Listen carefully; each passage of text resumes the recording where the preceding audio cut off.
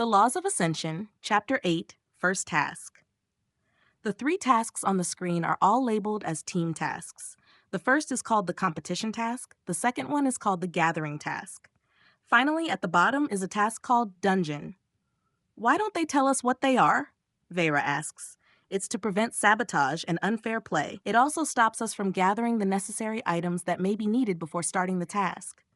They record the time it takes us to complete the tasks, and some tasks give additional rewards for completing them quickly. Rowan explains, causing Vera to chuckle. So much for the hobgoblin cores. She tells Lorik. Hobgoblin cores? Sarah asks. When we met at the Goblin Fortress before, we decided to clear it twice. This way we'd both get a hobgoblin core. I was hoping that I could just turn that in for the task, but I guess we can't. Lorik replies. No, but you can sell them at the trading hall. Now what task should we do? Sarah asks. I'd say the dungeon task, but only because I have experience with them. Vera replies. I'm fine with either that or gathering. If it's gathering something related to alchemy, it'll be easy for me to find them. Lorik says.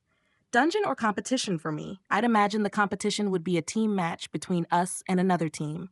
Whether it's a fight or not, though, I have no clue. Rowan adds.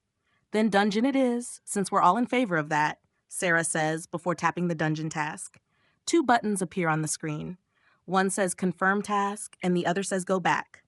Sarah waits for a moment before tapping confirm task. The screen changes as soon as she does so. It displays a description of the selected task. What a coincidence, Lorik says, as the name of the dungeon they're tasked to clear is revealed. So we're going back to the Goblin Fortress, Vera adds. The description says they need to clear the Goblin Fortress and hand in the Hobgoblin's core. There's a time limit of 48 hours. It gives a warning that the communication bracelets will monitor them. It says it'll check if anyone joins their party or if they never enter the dungeon. The reward for completing the task is 1 team point and 300 points per person. The dungeon is only a few hours away. When do you want to head out? Lorik asks.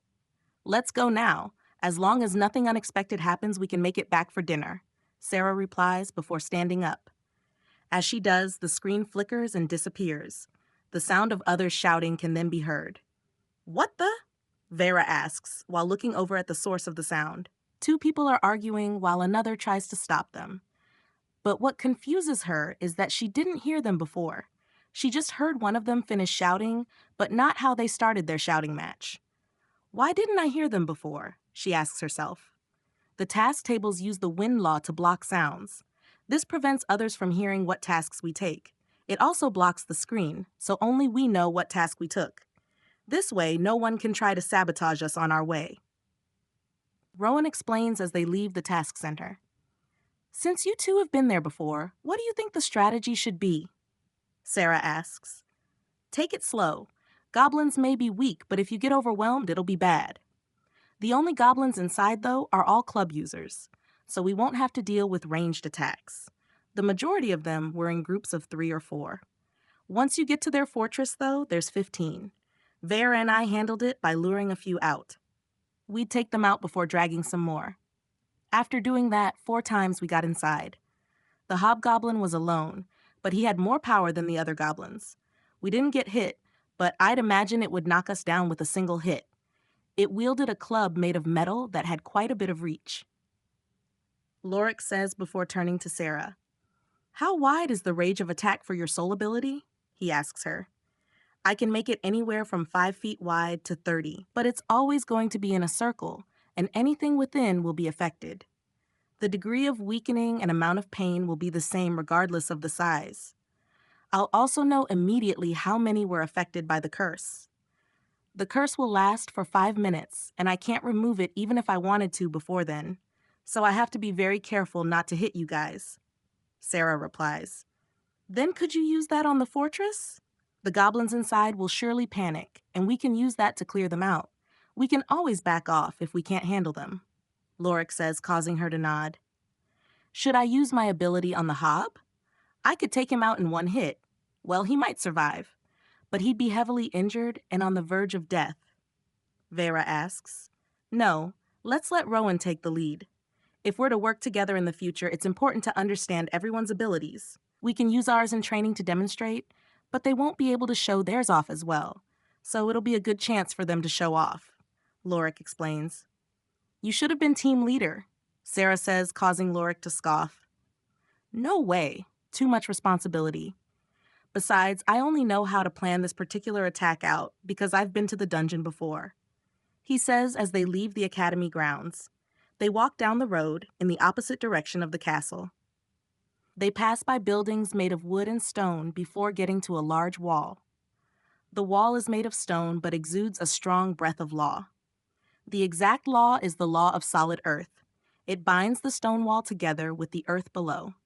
In order for something to break or even damage the wall now, it has to have the power to blow apart the earth as well. The four of them show their student IDs, which are on their bracelets, to the guards at the gate. They leave the capital and walk down the dirt road. Why was the capital built so close to the forest? Vera asks as they head in their direction. Straight ahead is a massive forest. It's full of giant green trees easily over 10 feet tall. Further in the trees can grow to be as big as 30 and even 50 feet tall. It's because the evergreen forest is a treasure trove. Not only are plants containing laws abundant there, but there are also relics from ancient civilizations, not to mention the monsters and dungeons within. Sarah replies. Relics? Vera asks excitedly. Yep, they can be anything from books to weapons and even laws. Take Cyrilda, for example.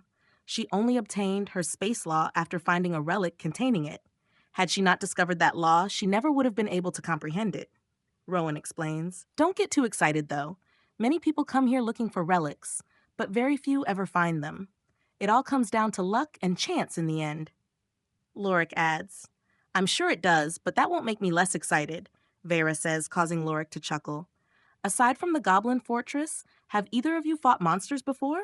Rowan asks. I have, but mostly weak ones when hunting. I fought a merfolk once too, but it was already injured, Vera replies. I fought goblins, wolves, and a few plant monsters before, Lorik says, causing Sarah to smile. When'd you fight wolves and plants? She asks. A few years ago was the first time. I got corned by 3 wolves when gathering ingredients to sell. Fortunately, I had my soul ability, otherwise I would have died. As for the plants and goblins, I slay them whenever I come across them.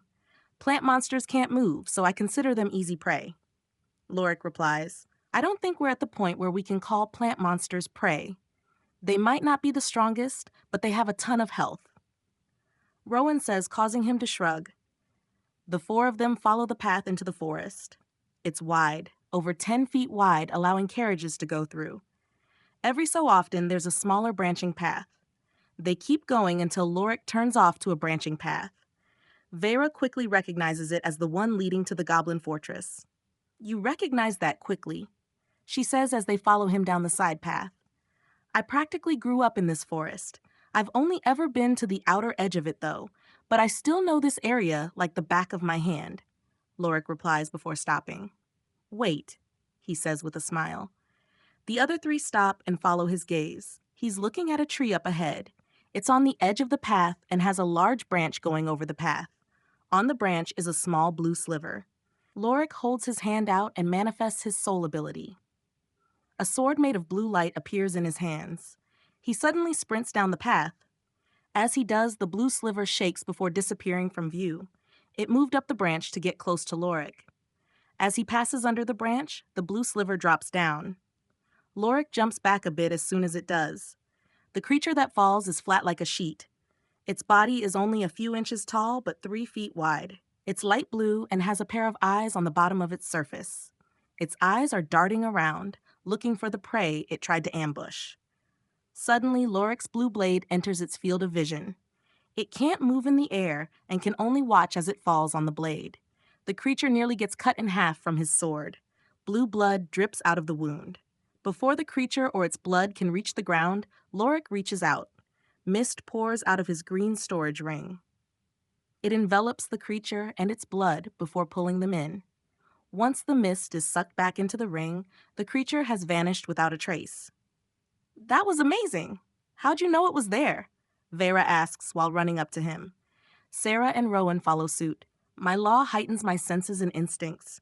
I was able to sense its presence and bloodlust. Lorik explains. So that's how you knew the headmaster was about to attack on the first day we met, Sarah says. Yes and no. The headmaster is a grand mage. No matter how good my senses are, I'd never be able to detect him if he didn't want me to. I could only sense him because he allowed himself to be sensed. He made it difficult since he was testing us, though.